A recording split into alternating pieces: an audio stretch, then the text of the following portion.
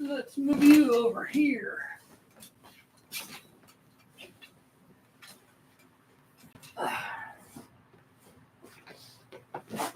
Yeah, we're live. It is 7:16. Cold beverage, just water. Make sure to stay hydrated. It's hot out there. How's everybody doing? Today we're going to talk about the comparison between a 327 and a 350, and then we're going to look at the things that people usually or mostly excuse me, talk about and concentrate on, and what they should be concentrating on. So we can look at the thumbnail that I have up actually is a 350 horse 350. It's not because both the LT-1 and the L76, which is the 365 horse 327, would have had Hollies on them, and I ran those as well. We ran them with a Holly and with the with the proper gear on them, heads, cam, intake, and compression, and all that stuff. But I got, when I did these tests, or whenever I mention the 327, whenever I do any other testing with those, we built some up and stuff, made some good power, ran some airflow research heads on them, stuff, and they work. They're like a small block. They made good power, and particularly on the airflow research head upgrade thing, naturally the small block would respond to that. One, because the airflow research heads, like we use 195 heads, I think, are really good, and they're a good upgrade for that combination. But also because the thing that, like, the airflow research head is really good, and also the head that it's replacing is not good. I mean, it's not terrible like a small block Ford head is, but even a Fuelie small block Chevy head, not great. Pretty easy for an aftermarket head to be better than that. And an airflow research 195 definitely better than a stock Fuelie head. But in this comparison between the 365 horse 327 and the 370 horse 350, or 360 horse version, depending on whether it was a Camaro or a Corvette. Now, the L76 was only available in the Corvette, and obviously they didn't have a Camaro back then.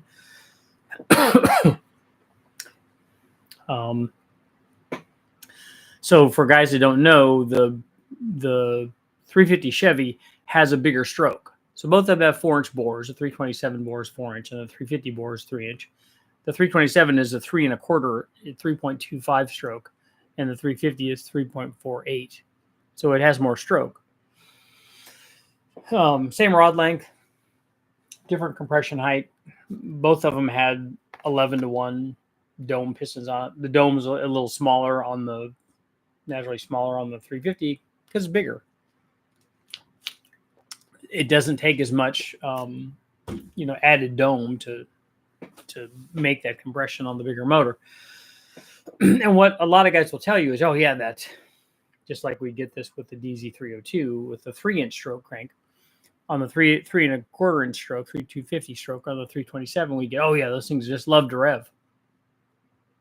And so, we can, I don't know, rev them out farther and they make good power. And you get, I think really what a lot of this comes down to is, if a guy had a 327, he's going to tell you nothing but good things about a 327. You saw that too when the big block guys do. The 427 guys were 427 guys, and they didn't like 454s, despite the fact that a 454 makes more power because it's bigger. And we see a similar thing with the 350, although there's something else to talk about with that. So if we look at the 327 and the 350, a lot of guys like to look at, like we always talk about, what I look at is the small things. Oh, it's got a better, bore to stroke ratio. It's got a better rod to stroke ratio. It's got these things that, while we could talk about them, and we could talk about, it'd be interesting maybe to do a test just on that. But that's not what we would need to look at for this thing. You don't need to look at the fact that it has a different rod to stroke ratio or a different bore to stroke ratio on a 327 versus a 350, because the first thing that you need to look at, if you're talking about a discussion about why these things do that they do and why they make the power that they make, is you need to look at all the big things. And on these motors, a lot of these things are the same. They both had good 4-barrel carburetors. They both had good intake manifolds. They both had essentially the same cylinder heads. They both had the same compression. The two things that I would look at if somebody were asking me to evaluate these two, the first two things that I would look at on these motors, one is I would always look at displacement. Okay, if one motor is bigger, excuse me, I would immediately look at that. If you're looking at if we look at the Honda world, if you look at a 1.6 and go to a 1.8, if you look at a B16 and you look at a B18 C5 Type R motor, let's say you look at a 1.8, or 1.6 Civic Type R and a 1.8 Integra Type R, or even a B16A, in an SI or something.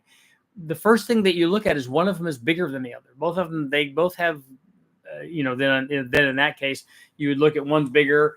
You would look at the heads. You look at the intake. You look at all the things that are different. And I remember having that same discussion that we're having now about this 327 and 350 with respect to, rod ratio and rod to stroke and bore to stroke and these things. And I remember a guy trying to convince me that that's different. And I'm like, that's not it. The 1.8 liter makes more power because it's a 1.8 and it's not a 1.6. That's the first thing you should look at. It's the same thing with the 327 and the 350. Although there is an equalizer in these two situations, in particularly of these two motors, not just, all 327s and 350s. The first thing that you would look for is one of them is bigger than the other one. So it's going to have a different power curve. It's bigger. It's going to make more torque. It's going to start off doing that. And then, depending on how you tailor it, what are the other things that you would change? Now, because we have the same basic intake manifold and carburetor and cylinder heads, the other thing that they had, and compression, the other thing that these two motors have that's different other than displacement is cam timing. So just like our B16A and a Civic Type R or an Integra Type R, they also, in addition to one being bigger than the other, one of them has a much better camshaft. And in this case, the smaller motor has a better camshaft, at least one that would make more peak power. Because the LT-1 camshaft in 1970, when they made that 370 horse / 360 horse 350, it did not have the bigger camshaft that the 365 horse and 375 horse when it was fuel injected, that the 327 did. So they tamed the 350 down with a smaller camshaft. In my opinion, especially in 1970, I wish they would have just continued with that same camshaft that they put in the 327 and the 302. If they would have continued with that camshaft, then the LT-1 would have been, arguably even better. And it would have tamed the camshaft down all by itself because you went up in displacement. So it would have been a relatively milder cam. But, that we were already getting toward kind of the end of the muscle car era. People will argue that that's not it. And I don't think 1970 is. The 1971 Boss 351 is, I think, the highest horsepower small block that people made back then. We could argue about what actually entail what a small block is. But I think that was a high water mark. But I think a 1971 LT-1 at 330 horsepower was still a pretty good performance motor. And then, we had some good motors in the early toward the mid 70s. A Super Duty Trans Am obviously is a good example. So there were still some performance cars to be had then. That wasn't the end of it. But so looking at the 327 and the 350, guys want to talk about these little things, crankshaft weight or you know, whatever the rod length versus the stroke and the bore and stuff. But they're missing, if they do that, they're missing the big point, the big things. The displacement is the biggest thing. And then camshaft is also a big thing, because camshaft, this would be like them having different cylinder heads or different intake manifold or different carburetor. And not just, I mean, I'm talking about a big difference. One of them having a 2-barrel and one of them having a 4-barrel. Or one of them having a small enough 4-barrel where it completely restricted the motor. And then we would know that from having tested lots of stuff from back in the day until now. We would have learned that already. But the big things that were holding that back is the 350, because it has more stroke. And again, we could have that argument as well. Would it make any difference whether it came from bore and stroke? It wouldn't for me, because the big thing is the displacement. And then you could argue after that about whether it's better that it came from a change in bore or a change in stroke. A lot of guys tend to attribute one of those to horsepower and one of those to torque, but that's not how it works. Displacement adds both of those things. Displacement adds power basically everywhere. And we saw this on the test, and we see this time and time again when we test motors of different displacements, that the one that's bigger, particularly if you have the same thing, and you look up the 4.8, 5.3, and 6.0, look up the power outputs of those, you'll see that unless we're limiting it somehow on the top, that the bigger motor just makes more power everywhere. And it didn't matter that it came from a longer stroke or that it came from a bigger bore, that it was bigger and it draws more air in and puts more power out. That's what happens. And then you could argue about, like I said, okay, well, it was, if it's change in stroke, it just adds torque. Well, it can't mathematically do that, because that's not the way that the world works. That would go against the laws of physics, and it can't happen like that, because it's just a calculation. But when you add horsepower, you add torque. It's just math. So on 350, it did exactly what I expected it to do, particularly after running the 302 and then the 327, and then we run the 350. I'm like, wow, this is going to make a lot of torque compared to the other two, for two reasons: bigger and slightly milder cam timing. What's going to happen there? Milder cam timing and bigger, and still has the compression, still has the head, and in my opinion, still restricted by the head somewhat. Enough carburetor, a good dual plane intake manifold, had headers on it. And that's exactly what happened. So, like I said, if you go down memory lane with guys and they're arguing that the 302 to some extent, or the 327, these things love to rev. They could rev, and they did make power at a higher engine speed, particularly compared to the 350, because it had a milder cam, and also because it was bigger. But all of them were restricted by the head flow that we had at the time. Also, you obviously could port that and improve that situation, but the bigger motor, you could argue, would be even more restricted by the head flow. And that's kind of what we saw, that these guys all got up to similar peak power numbers, but the bigger motor just made a lot more average power. And that's exactly what I would expect. Get a sort of poll here.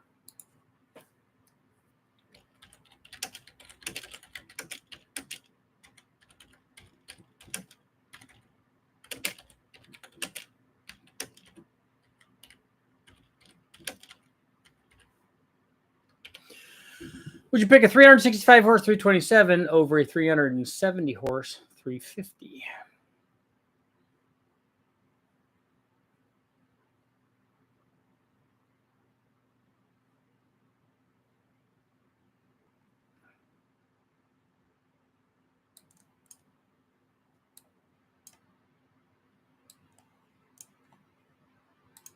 Where did that not work?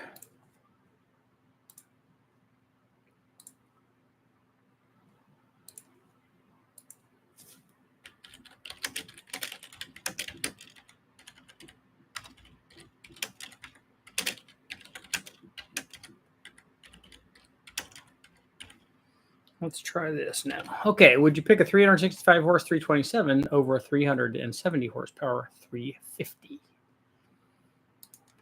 Be interesting.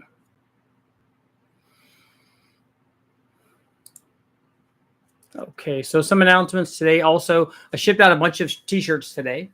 I have more to go out, and I'll finish all of those up tonight. I got all of the supplies I need to send them out. All of the cams I have ordered have been shipped. And like I said, I think I sent out, I don't know, 10 or so t-shirts today. And then I have a short list of more that will go out. And then everything else should go out. I should be packaged up and sent out. Should go out tomorrow. Let's see what guys got going. Taylor, Eric, Shadow Ops, what's going on? I had a LT-1 Z28. Nice. What year was it? Dennis, what's going on? Gen 1 LT-1 or Gen 2? Well, the LT-1 that has the hyphen in it is the Gen 1. What's the bore and stroke on a 327? 4-inch by 250. An LT4 wasn't made back then. That was something that came later. That's a Gen 2. The LT1 had a strange spark coil. No, we're not talking about the Gen 2 stuff. We're talking about a Gen 1. What's the bore and stroke of the engine?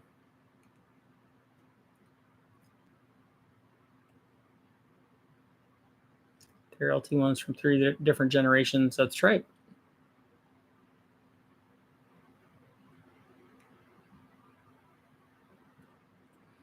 Just gave my goofball a bath. We're going to take the dogs for a walk. Maybe we'll let them jump in the pool. They love it.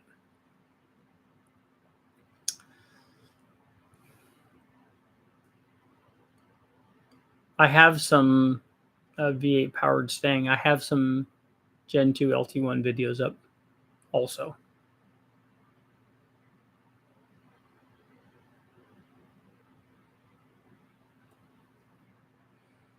So, Eric, you're not a fan of the OptiSpark? Come on. I think that's overhyped.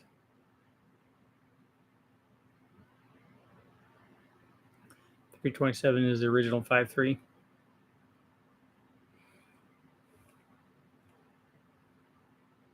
Too bad you couldn't go back in time and test out a C401. Westech has one of those, but we never got to run it.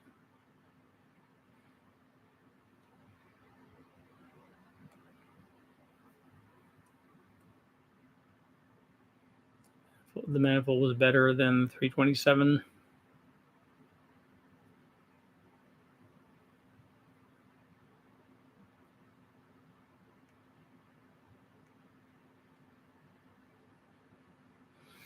Like I said, Westech has one of those ZR1s. I don't know if theirs is the 375 horse version or the later 405 horse version. Are forged cranks usually heavier than cast cranks? I think that they are. You just have to do the sound test on them, right? C8 Corvette was supposed to have a double override cam V8. It does.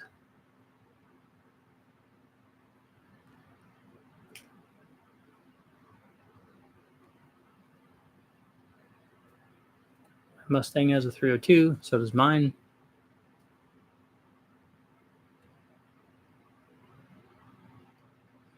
It doesn't matter much street or drag race, but the 327 Chevy was a superior engine endurance road racing. I was told over the 350. I think if you went back and looked, you would see that that's not the case. I'm sure a 350 won way more races.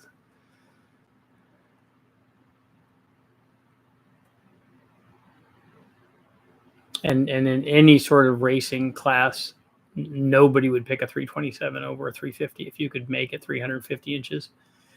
AJ, got the other cam good.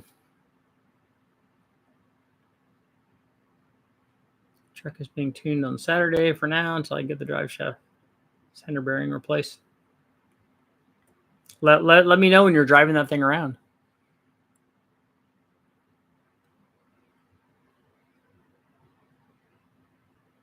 Also, I put a video up today on torque production for big blocks.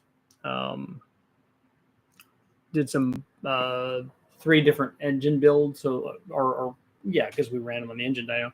454 that I made as a torque thing for the dually, and then a 496, kind of a milder one, and then a little bit wilder one, and then also 3 different intake manifolds, dual plane, single plane, and the tunnel ram, just to show the power curve differences of those.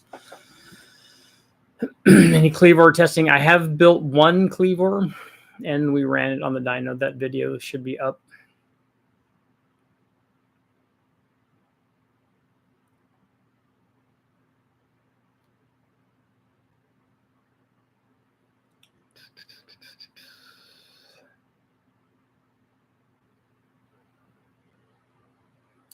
You bought 2 sets of Borla XS Pros. One says 2.5. 2 sets of 3-inch. My 70 Trans Am Rammer for 4-speed. That's a cool car.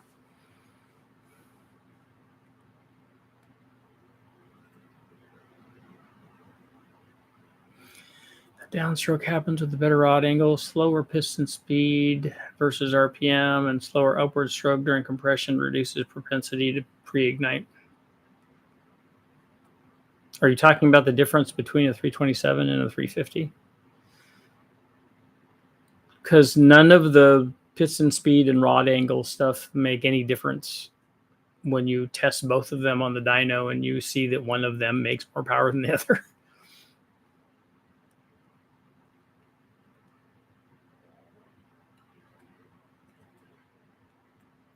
Promax has 4V Cleveland heads. Yeah, Speedmaster I think has Cleveland heads too. I think that we use some of those on the 400, but I think that Dr. J's did those,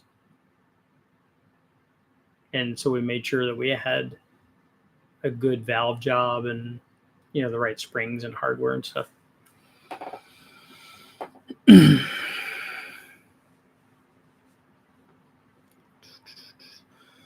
If Floyd's Garage, if you're asking about the Cleveland heads that we did, they worked pretty well. They flowed a lot. We weren't nearly taking advantage of them because we weren't even at 600 horsepower on that 400. We didn't have any compression in that thing because I think we were limited at the time in what we had available for piston. And I think we used the stock rods on that thing.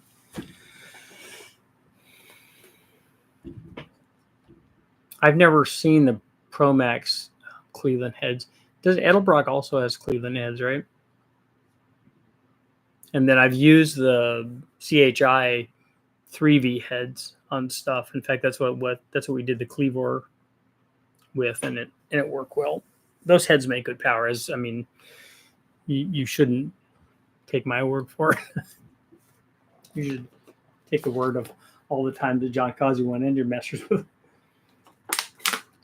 Although he's pretty good at winning with lots of different things.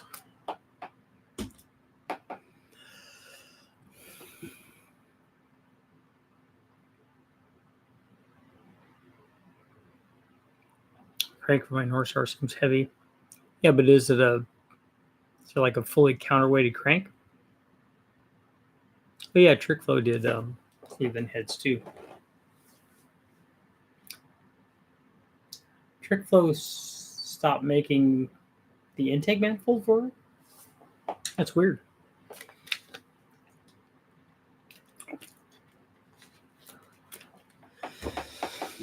I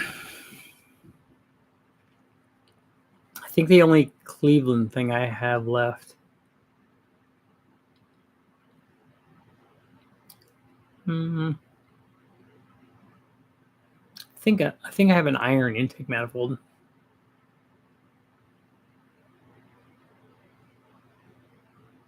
Trying to ID a crane small like Chevy cam. I don't know how you go about that. So, Summit has owned TrickFlow for a long time.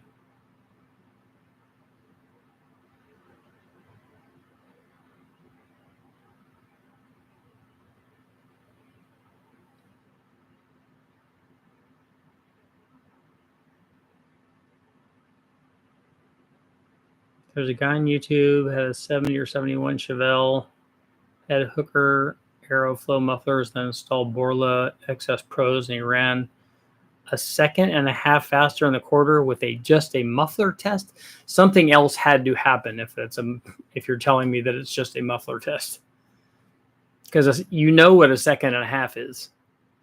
That's like if you got a second and a half off with a 100-shot nitrous kit, you'd be pretty happy. So B&R, come on, mufflers for that kind of thing.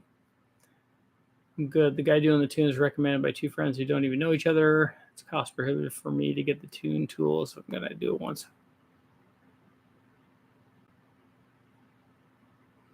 What keeps companies from offering sky-high Windsor heads? What are sky-high? What are sky-high Windsor heads? There's a bajillion Windsor heads available right now.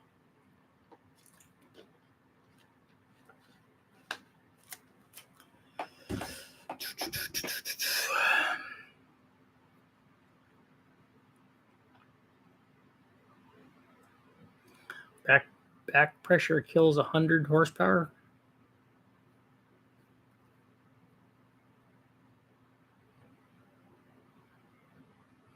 I haven't ever tested mufflers that would be 100 plus horsepower.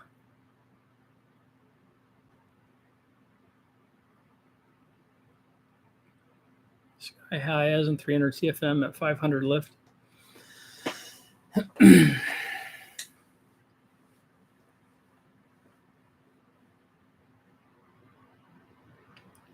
That would be like an Airflow 205 or a 225. It might not be 300 at 500 lift.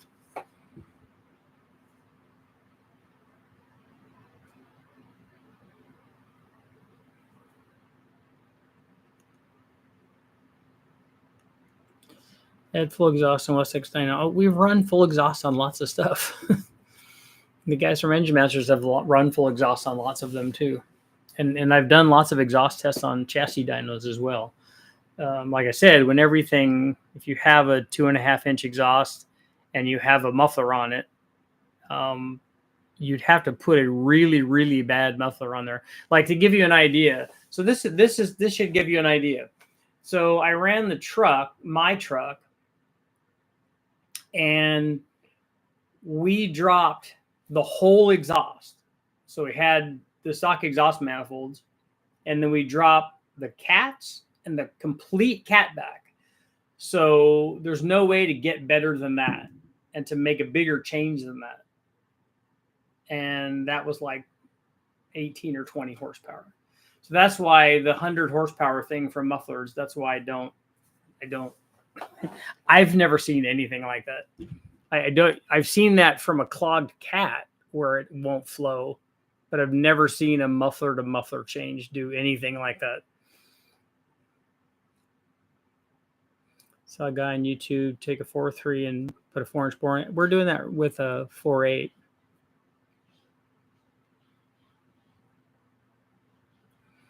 Plenty of guys say tailpipes kill 100 horsepower. Yeah, that's not real.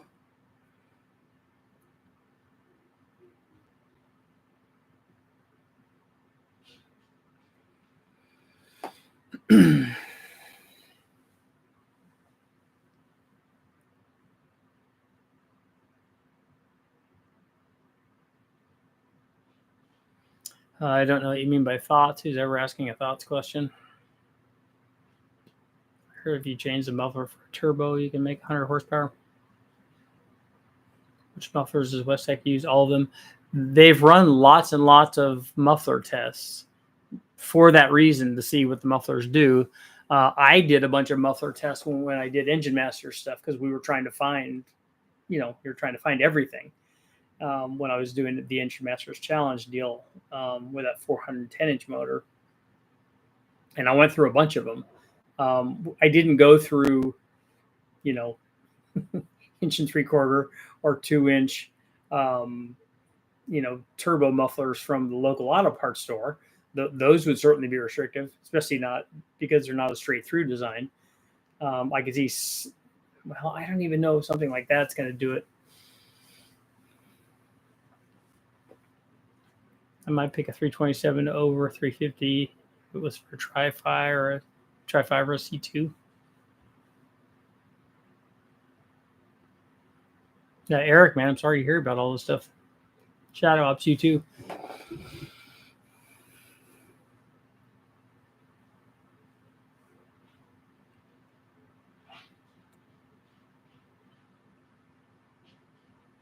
It's only 10 horsepower per sticker.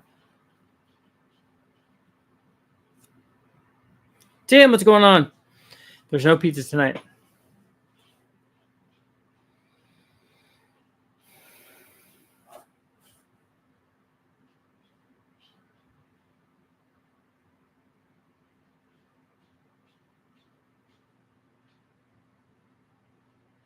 Richard, do you think an L33 or an LS1 can be bored to 4-inch? Neither one of those can. An LS1 can hardly be bored over at all. The L33, I don't know how far that could go, but not to 4-inch. 210 valves and a 4-inch bore. Windsor is the upper limit.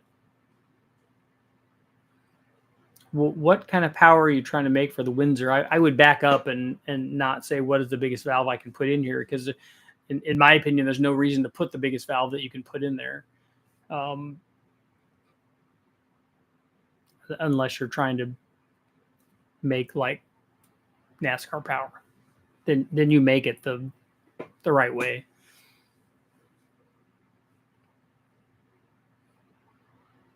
There's lots of 208 valve stuff that I think that Airflow did. 500 horsepower is fairly easy to go with the built 327 and 350. Higher RPM is also achievable with the right cam. Yeah, you're not going to make 500 horsepower with a stock 327 with any kind of camshaft, because fuelie heads were not going to get you to 500 horsepower, at least not stock ones.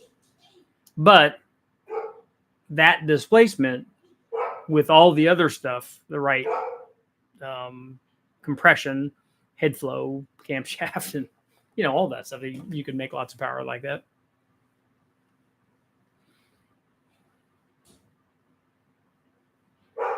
Bizard mentioned a pressure wave terminator box after headers and before mufflers. I would like to see some of the stuff that he's talking about. I like David.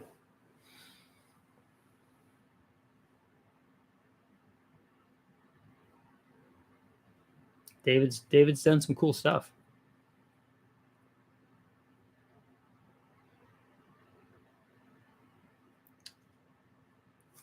What I see very often in tests is, particularly on the chassis dyno or the drag strip, even unless it's like if a stock eliminator guy tells me, hey, I did this and it did this, that's usually information that I would believe, because those guys are looking for very specific things and they're looking for real like changes.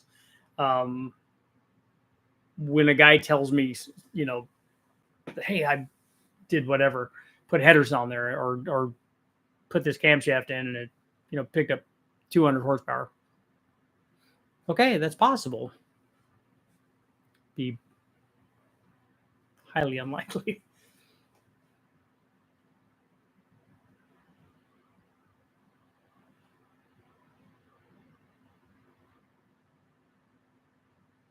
I've cutouts and didn't pick up 100 horsepower. Yeah, like I said, I dropped the whole exhaust. So I don't know how you go better than that. I mean, you might argue that tubes after the in fact, I would argue that open tubes after the stock exhaust manifolds probably would be better down low. I don't think we would see much at the top. But you've gotten rid of everything that people are talking about being a restriction. Catback, the mufflers, the cat. I don't think you're going to get any more restrictive than that. And if you get rid of all that, it's only worth a little bit of power.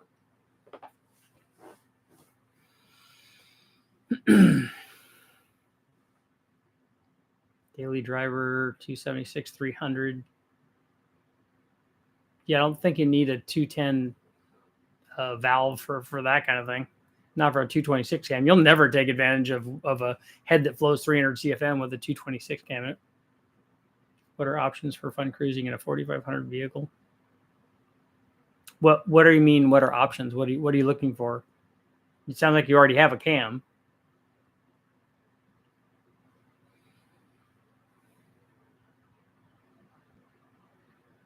Thought you can only get a 383 out of a 48. That's more normal. Guys going out. There are guys going out to 4-inch on these iron blocks, and there's also guys on the 6-liter blocks going out to 4065, making them into 6.2s, and then using the 6.2 stuff that guys had taken out of their 6.2s when they upgraded them. I just don't know how. I don't know how thick the bores are when you do that. I don't know how thick the cylinder walls are.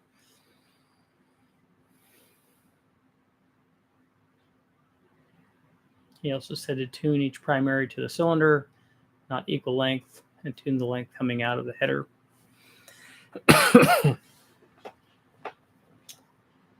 Okay. I saw his non-equal length header. But I think that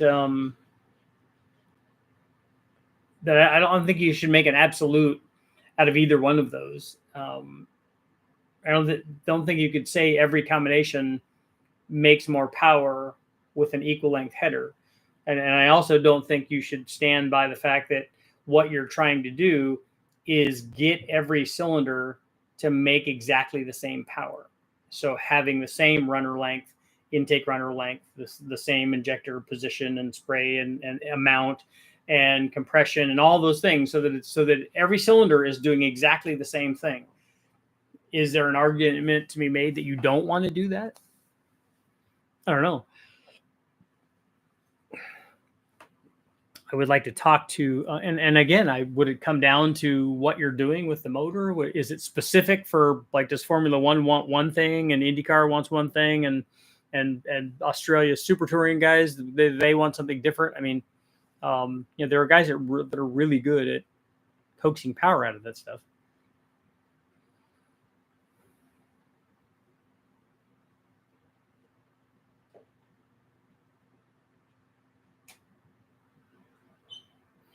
Uh, 226, 234 cam. So overkill for a 170-11R. Is this on a 302? That's a good size cam. But that 224, 232 cam that I ran for a long time, I drove that around every day. I don't think it's a cam I would pick anymore for a daily driven 5-liter. I think I would lean more toward now going with a smaller cam and then going with a turbo. But that cam with a Vortec, having the motor rev, had a kind of a double benefit there.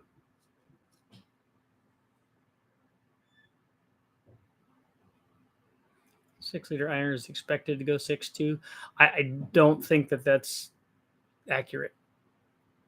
6-liter iron, the more normal bore size that people do on a 6-liter iron block is 30 over, and not out to not to 4065. That's way more unusual, and I haven't seen any data yet on the different blocks to see how much wall thickness there is.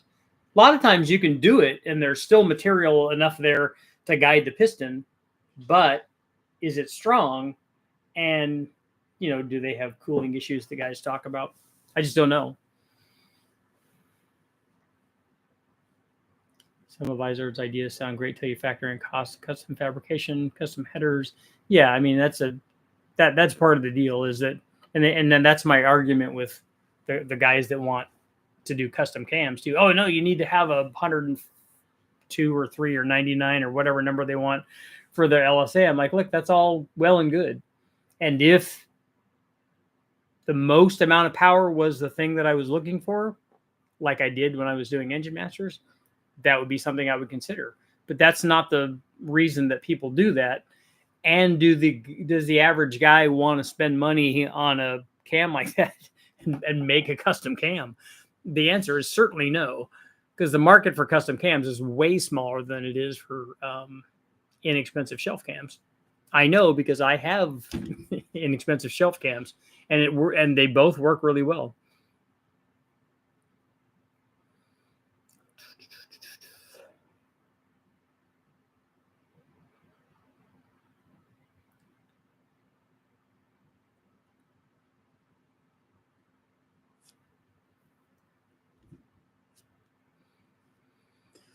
What can Ford do to make Coyote the new LS, make it smaller, lighter, encourage more aftermarket parts? That's never going to happen. It doesn't have. It's way too complicated. It's not. They didn't make nearly enough of them, and I would argue, and we've talked about this before, that they're limited. They've limited the motor in available displacement because of their bore center. They've made the thing so you can't bore it out and make it bigger. That would be much better. That being said, those are good motors and they make a lot of power. So, and you can make a ton with them. You'll just never, like when what Ford would have to do is go put thousands and thousands and thousands of them in the wrecking yards.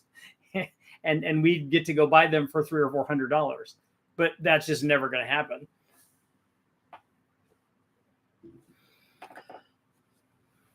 Because that's why the market is what the market is. Because you can go to the wrecking yard and get an LS for, might be more now, but used to be for a few $100s, and then add a turbo to it, and you had way more power than most guys could put down. Because 1,000 horsepower is a really easy deal.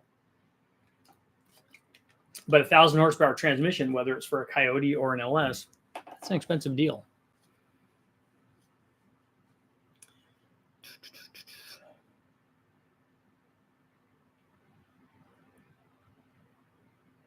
They're in F-150 isn't getting cheaper now. Yeah, but they're not. They're not LS though. They didn't have them for as long, and there aren't as many of them. And I don't think that there ever will be. I don't think we'll see them in wrecking yards the way that we see the LS stuff. And then the next hurdle that people have to overcome is the complexity of them.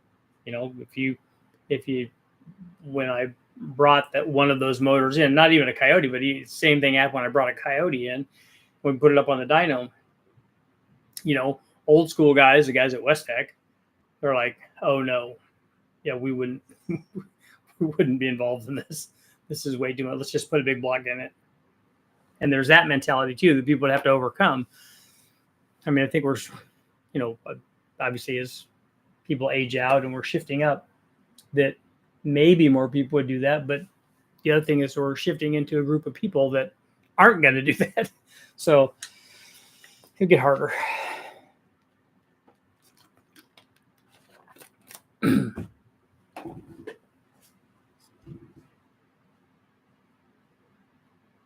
How's our poll doing? Did you pick a 65% would not pick the 327 over the 350. Have you seen anything about the new 4-cylinder LS prototype? That's not a real thing. That was a publicity thing that Blueprint did for the SEMA show. They just took an industrial motor and stuck a 4-cylinder or stuck an LS head on it and then bolted on a turbo and had a display. The motors never run. It doesn't run with that LS head on it.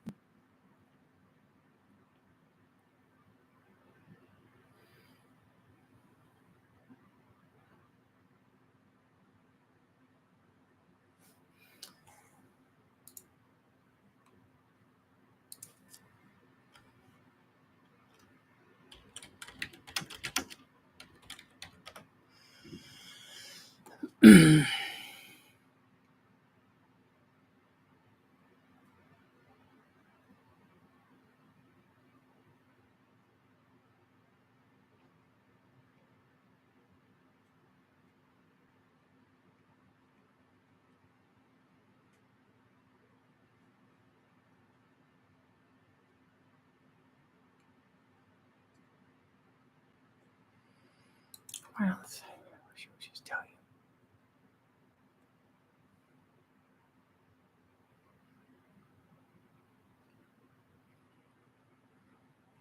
Gold price is 2,400.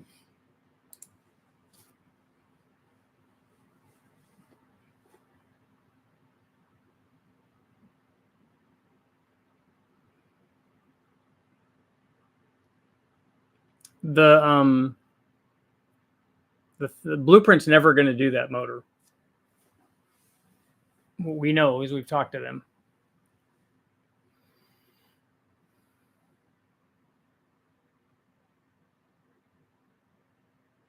Are Blueprint engines any good? All the ones that I've run a few of them, are really good. I mean, they've all worked well, at least at what I did with them.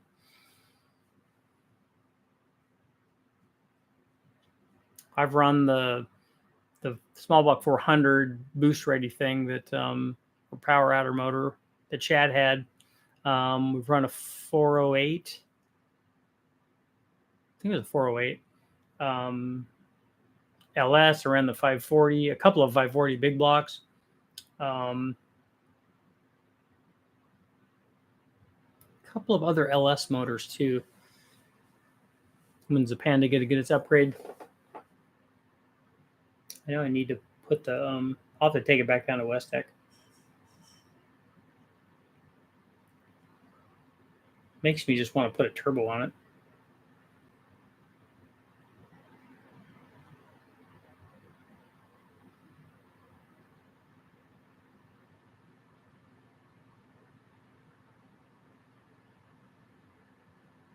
I spent the extra $100 on a custom cam, and I did not gain much power, but I wanted to match it closer to what I thought the valve springs would like.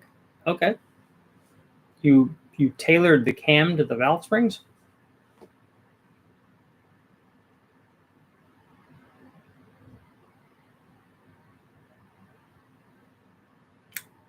Matt, it does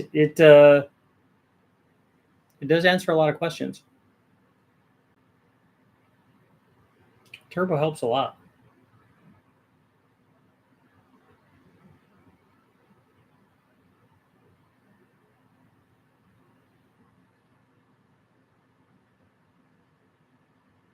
Just put a turbo on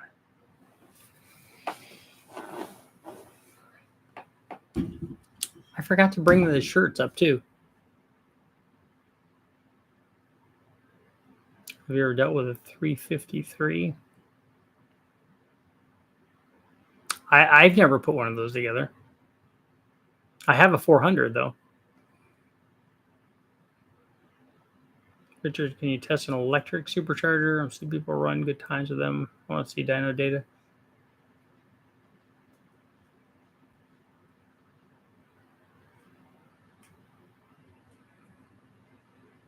I don't. Send me an email on what electric supercharger you're talking about. Richard, what happened to the Pontiac Trophy 4-cylinder? I haven't run it again since it's been rebuilt. It's just been sitting.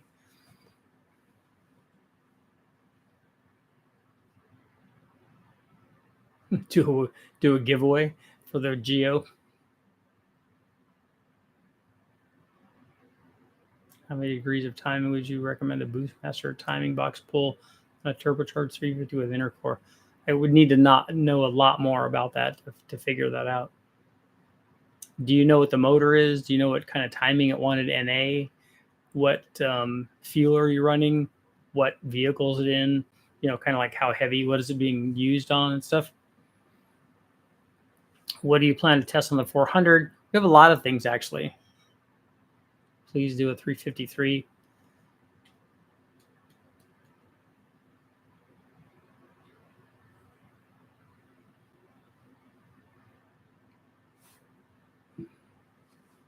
Do you see any upcoming innovations in head and intake design? In the LS, the guys from Brian Tooley Racing have their cannon valve head that they're going to have out.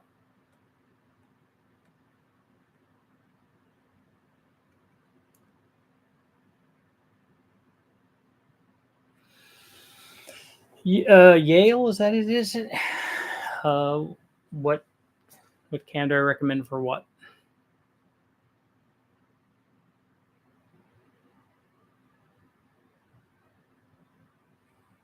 These guys are running a Holley fuel injection distributor with a carb. to tune timing.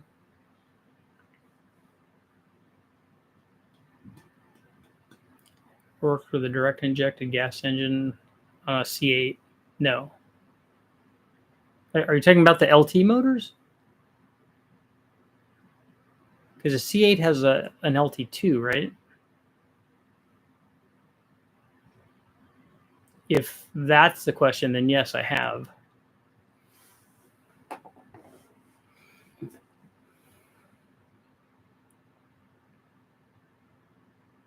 And on the 353, the short stroke 400, I feel that would be the same thing as putting the 4.8 crank in the LS3 block. Same basic deal. It's not a 3-inch crank. The 4.8 crank's a little bigger than that, but the same kind of thing. That if you compare to 400 and then you do the short stroke version of that, it's going to make less power.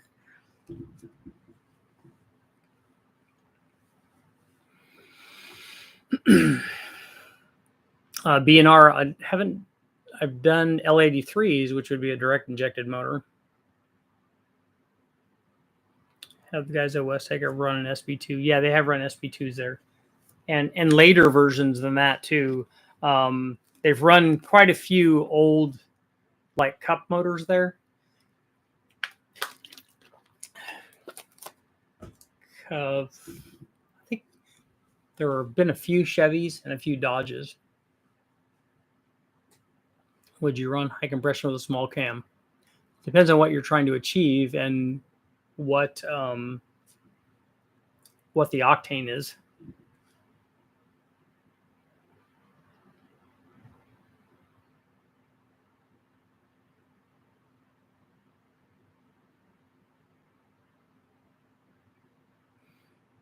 B&R, that's going to be an involved project, right?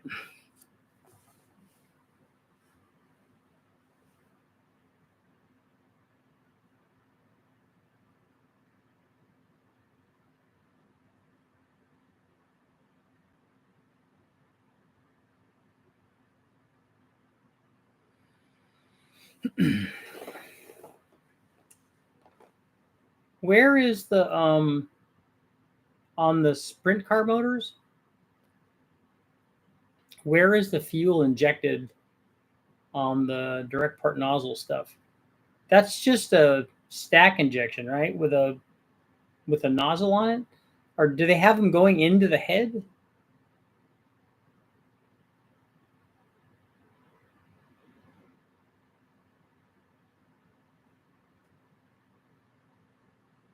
Have a Kinsler stack injection.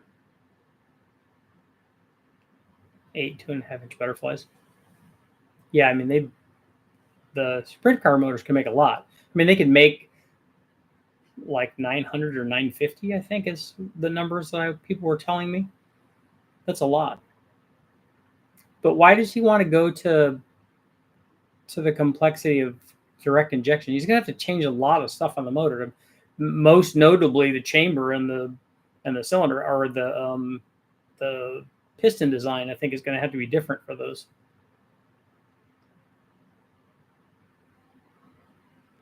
I have 11-to-1 383 with a small roller cam. Only works on 91 octane.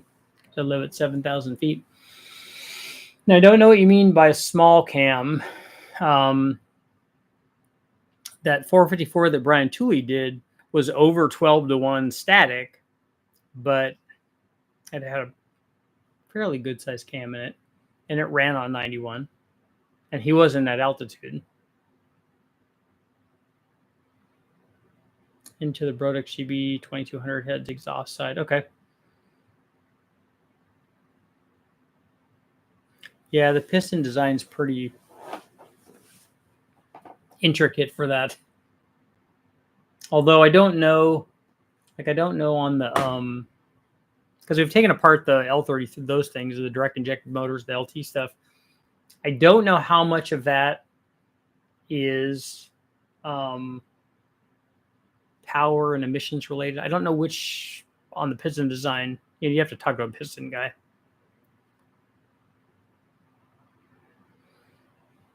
Unlimited octane on 3 throttle response, off-road, stock stall, 455 gears. So then, yeah, if you have enough octane, you can run high compression with a small camshaft. I don't know what you're trying to achieve. If you tell us how much power you want to make or that kind of thing, could probably give you an idea on stuff that we've run before.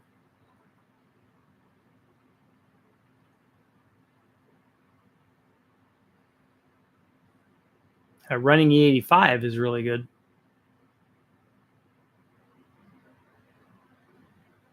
I want mechanical injection, barrel valve, turn pill layout. Kinsler has now, or converted to port fuel injection.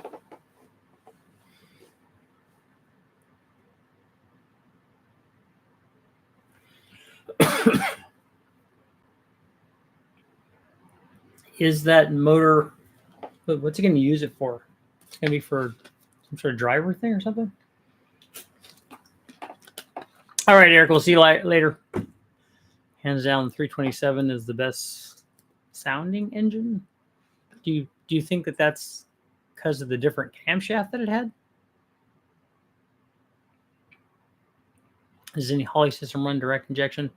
Maybe they do now.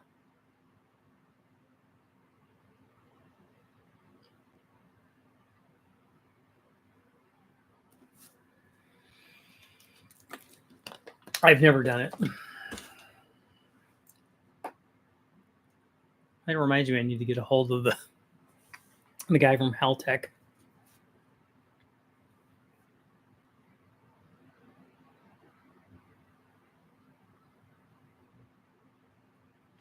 Two more minutes. Close out our poll. It's 63% saying no. Most people pick the bigger motor.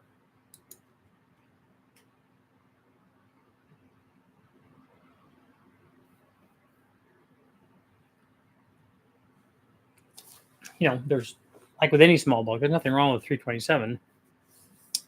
In fact, like I said, if guys were, I wasn't directing people toward the bigger motor, although it's hard to not do that if you're looking for performance, particularly if you have a driver for the street. The more torque that you have on the 350, especially with a smaller cam, is going to be better. But an argument, like I said, if a guy chose the 327, he said, well, I'm going to pick that 327 because it has the cam in it that I want. I would say, okay, that's perfect. That's perfect. If he said, I'm going to pick the 327 because it has a better bore to stroke ratio or something, I'm like, okay, well, that's a different thing.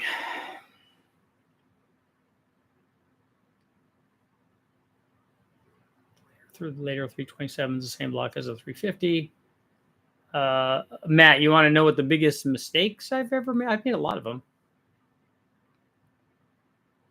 In fact, not too long ago when I was putting together this small block 400 that I have, and I think I did it on two of them. When I was putting the pistons in, I put them in upside down, put the valve release in the wrong spot. I even picked the head up, went, oh yeah, the valves are that way. So I started putting it in. Yeah, it's not. So we can make simple mistakes. It happens. I mean, it was taken back apart, and I immediately called Jeff Smith from Hot Rod, Jeff Smith, because he had done something similar. I'm like, Jeff, I sent him a picture. I said, look at this. He goes, yep, welcome to the club. And these are guys that have put together a lot of motors, and sometimes it happens. Sometimes it happens. Did all the LT-1 350s from 70-72 have the same flat tappet cams? I think that they did. They had different compression, different heads, and different pistons. But I think that they shared the cam. I'd need to go back and look and see. Thinking that they offered it with an automatic too. I'd like to verify that they didn't put a different cam shaft in that. The max lift can be made is 3.1, the 3-inch crank and oversized piston, so 3.1 4-cylinder LS would be possible. I don't know what you're talking about.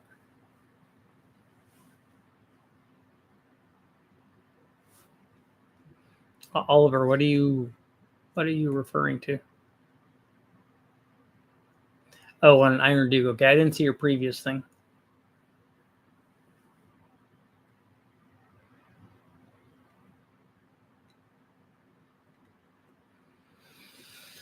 I built an 1101 355 Vortec head. Head's a 217 cam.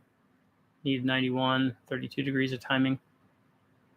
Vortec head usually doesn't need a lot of timing in it.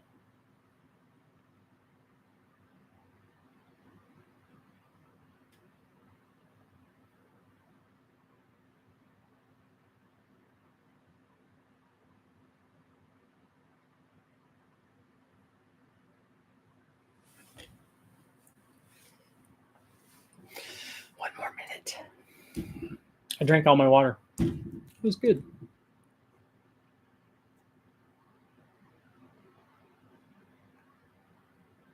A friend of mine has a real 70.5 Camaro. That's what my first car was, a split bumper. It wasn't an LT-1. I wish it was. Mine was just a rally sport with a base motor in it. But I like those cars. Turbo 400, 373, 12 bolt. What's the most power you've made with Vortec heads? I never tried to do that, so I don't know.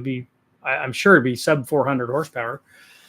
Because I don't ever remember putting those on something where we were trying to see how much power we could make. I did that inadvertently with stock small block Ford heads because we used them as the base head for the big head tests that we did. And so we ran stock E7TE heads on a 306 and a 347 or 333, I think, and then also on a 392. And, on a big motor like that, they made pretty good power because they had a lot of draw, but it's not something that, you'd want to duplicate, because then when you put a cylinder head on there and it picks up 100 or 150 horsepower compared to the stock head, you're like, oh yeah, that was kind of restrictive. And on that note, it is time to go. I'm going to go get on the computer now, get the rest of the labels done for all of the t-shirts. Those will all go out, and then we'll have part 2 will come out tomorrow on the big block stuff. And so, more and more stuff. See you guys all tomorrow.